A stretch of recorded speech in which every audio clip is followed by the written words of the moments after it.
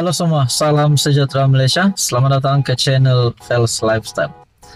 Akhirnya yang di Pertuan Agong ke-17 Sultan Ibrahim keluar titah lagi yang pasti membuat ramai kepanasan. Siapa yang kepanasan? Sudah pasti kepada mereka-mereka yang sudah didakwa, kepada mereka-mereka yang sudah terlibat rasuah dan merasakan diri mereka memang terlibat rasuah. Kenapa saya cakap begini? Baru-baru ini yang di Pertuan Agong bertitah kepada Azam Baki. Bulan madu dah tamat, sekarang pergi tangkap lebah titah Agong kepada Azam Baki. Saudara-saudara yang amat dihormati, kita juga mendengar sebelum ini terdapat pemimpin politik.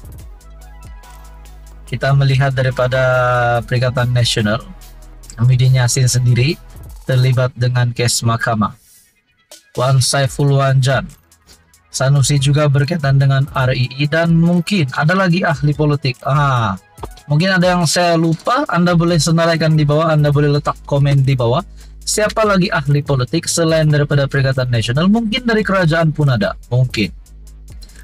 Daim Zainuddin juga pasti dikejutkan, Mahathir juga pasti dikejutkan, Muhyiddin Yassin, Sanusi, Hadi Awang, semua pasti digemparkan. Bahkan 30 lebih juta rakyat Malaysia digemparkan dengan titah Agong ini. Bulan madu dah tamat, pergi tangkap lebah titah Agong kepada Azam Baki.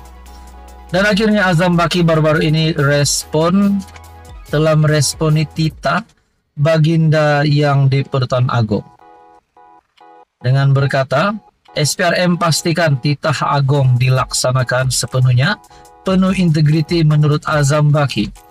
Adakah dengan ini selepas ini mana-mana ahli-ahli politik, ahli parlimen, bekas perdana menteri, bekas menteri, ataupun mana juga, siapapun juga ahli politik yang sedang berhadapan dengan tuduhan rasuah, pasti kepanasan, pasti ketakutan.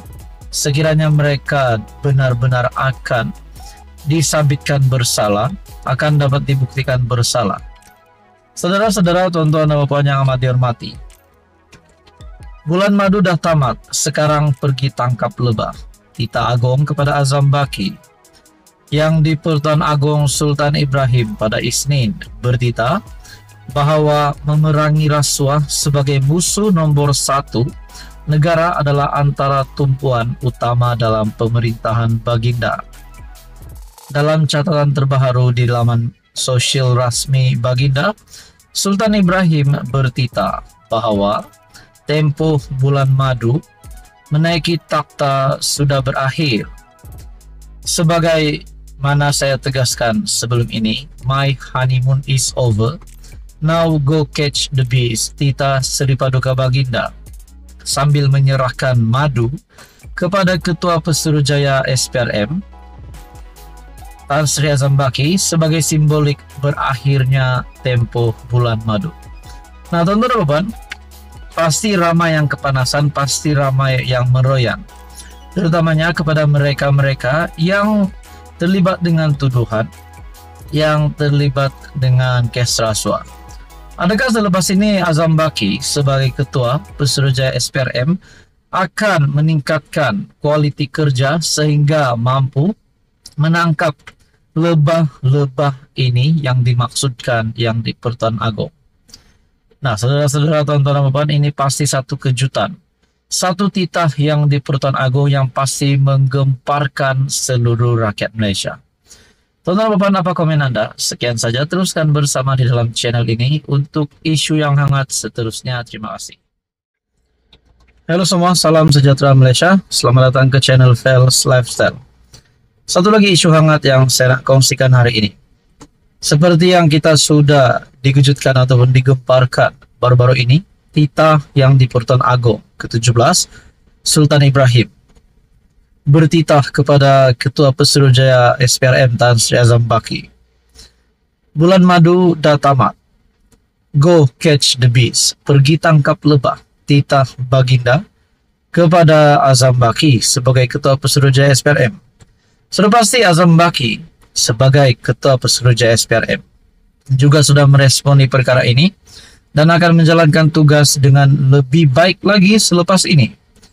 Dengan ini banyak lagi ahli-ahli politik, tycoon ataupun mana-mana individu yang kaya raya yang terlibat dengan tuduhan yang dikata ataupun dicakap-cakap oleh orang bahwa mereka terlibat rasuah, mana-manalah terlibat rasuah, didakwa, yang sudah didakwa, yang bakal didakwa. Akhirnya banyak yang meroyan dan kepanasan.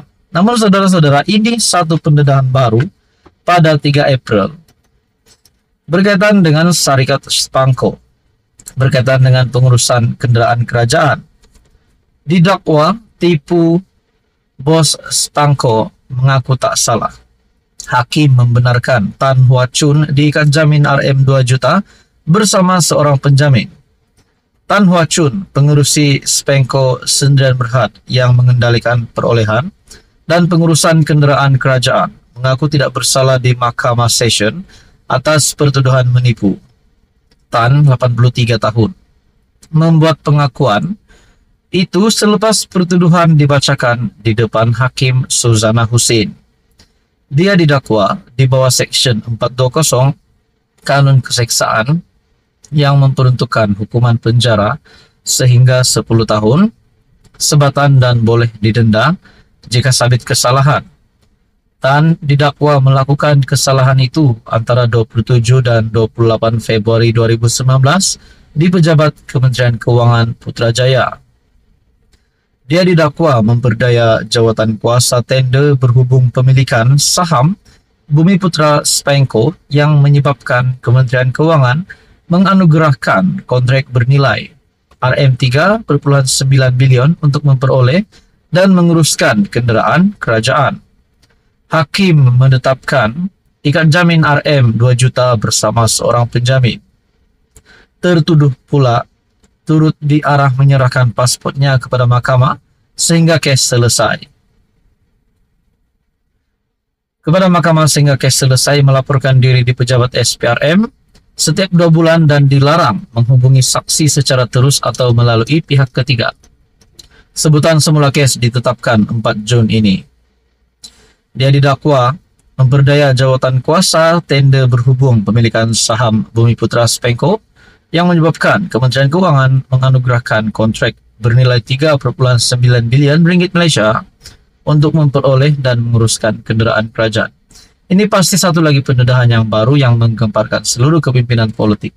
Apa komentar Anda? Sekian saja. Teruskan bersama di dalam channel ini.